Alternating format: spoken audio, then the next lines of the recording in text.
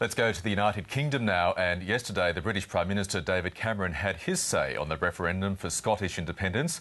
Today it was the turn of Scotland's First Minister. Alex Salmond has stern words for the Prime Minister, telling him to stop meddling in the debate. For more, our Europe correspondent Philip Williams joins us now from London. And Phil, to take Alex's words, why is David Cameron trying to meddle in this issue?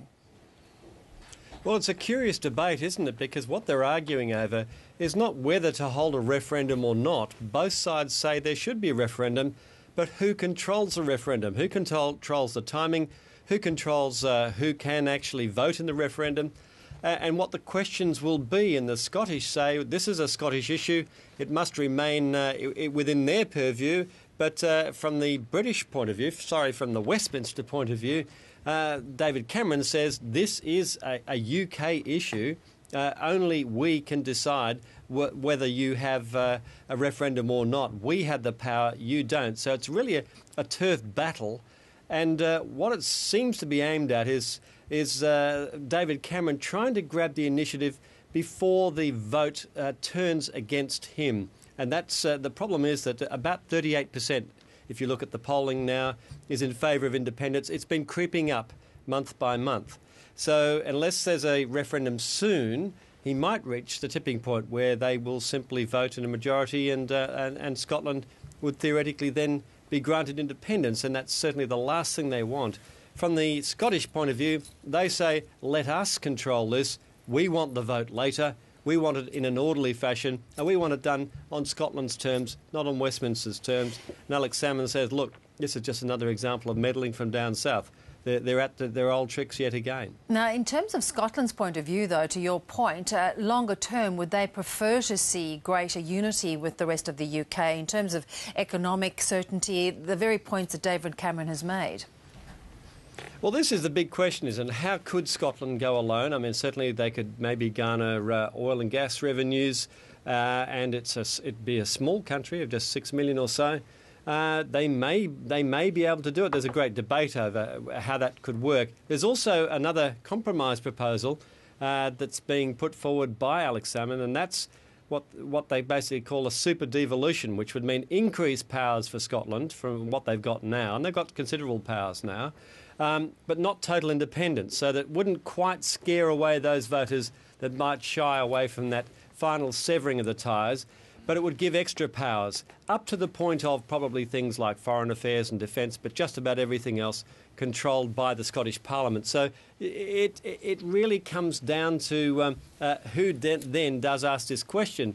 And the Scottish Parliament, for example, or at least the Scottish Nationalists, have suggested that perhaps even 16, 17-year-olds might be able to vote on this, probably because they think they're more likely to vote for independence. So it's really quite a turf battle, and at the moment the power is with Westminster. They have the final say constitutionally, but the Scottish aren't taking this lying down by any means. Now, Phil, also in the news today, we've seen that the British government is going to spend $33 billion on a high-speed, fast-speed rail link from London.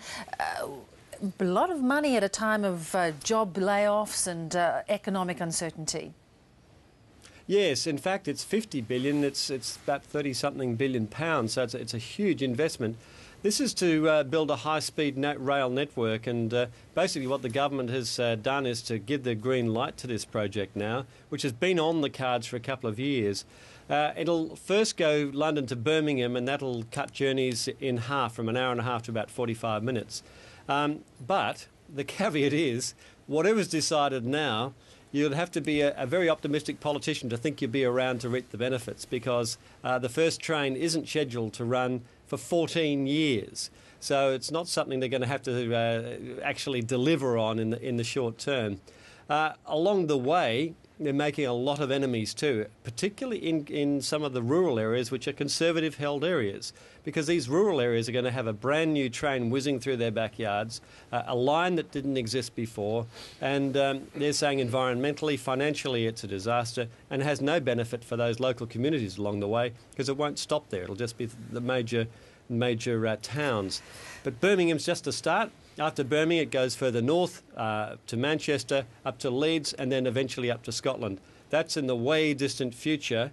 Why all these billions right now? Well, as I say, these are billions that aren't necessarily going to have to be found immediately. This is a long-term project and, says the government, a project that will add to the economies of all the communities and the nation as a whole, because it'll increase transport, increase the fluidity of transport for everybody concerned, and it'll reap a benefit, many times the cost of the rail line.